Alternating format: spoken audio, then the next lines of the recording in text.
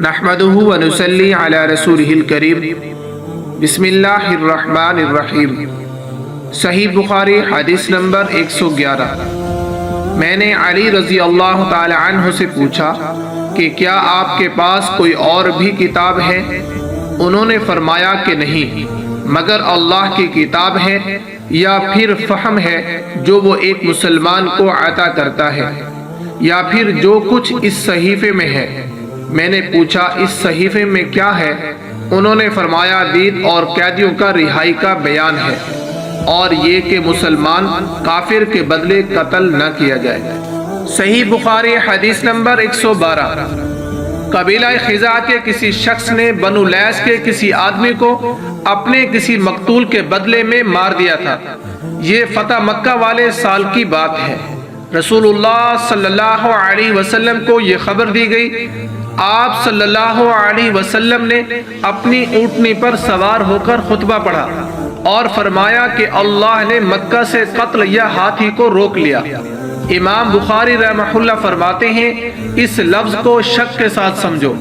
ایسا ہی ابو نعیم وغیرہ نے القتل اور الفیل کہا ہے، ان کے علاوہ دوسرے لوگ الفیل کہتے ہیں۔ پھر رسول اللہ صلی اللہ علیہ وسلم نے فرمایا کہ اللہ نے ان پر اپنے رسول اور مسلمان کو غالب کر دیا، اور سمجھ لو کہ وہ مکہ کسی کے لیے حلال نہیں ہوا، نہ مجھ سے پہلے اور نہ آئندہ کبھی ہوگا، اور میرے لیے بھی صرف دن کے تھوڑے سے حصے کے لیے حلال کر دیا گیا تھا۔ سن لو کہ وہ اس وقت حرام ہے، نہ اس کا کوئی کانٹا توڑا جائے، نہ اس کے درخت کاٹے جائیں، اور اس کی گری پڑی چیزیں بھی وہی اٹھائے جس کا منشا یہ ہو کہ وہ اس چیز کا تعارف کرا دے گا۔ تو اگر کوئی شخص مارا جائے تو اس کے عزیزوں کو اختیار ہے دو باتوں کا، یا دیت لیں یا بدلہ۔ اتنے میں ایک یمنی آدمی ابو شاہ نامی آیا اور کہنے لگا یہ مسائل میرے لیے لکھوا دیجئے۔ تب آپ صلی اللہ علیہ وسلم نے فرمایا کہ ابو فلاں کے لیے یہ مسائل لکھ دو۔ تو ایک قریشی شخص نے کہا یا رسول اللہ، مگر اذخر یعنی اذخر کاٹنے کی اجازت دے دیجئے، کیونکہ اسے ہم گھروں کی چھتوں پر ڈالتے ہیں یا مٹی ملا کر اور اپنی قبروں میں بھی ڈالتے ہیں۔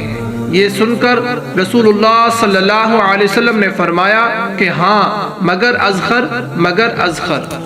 صحیح بخاری حدیث نمبر 113۔ میں نے ابو ہریرہ رضی اللہ تعالی عنہ کو کہتے ہوئے سنا کہ رسول اللہ صلی اللہ علیہ وسلم کے صحابہ میں عبداللہ بن عمرو رضی اللہ تعالی عنہ کے علاوہ مجھ سے زیادہ کوئی حدیث بیان کرنے والا نہیں تھا، مگر وہ لکھ لیا کرتے تھے اور میں لکھتا نہیں تھا۔ دوسری سند سے معمر نے وہاب بن منبہ کی مطابعت کی، وہ حمام سے روایت کرتے ہیں، وہ ابو ہریرہ رضی اللہ تعالی عنہ سے۔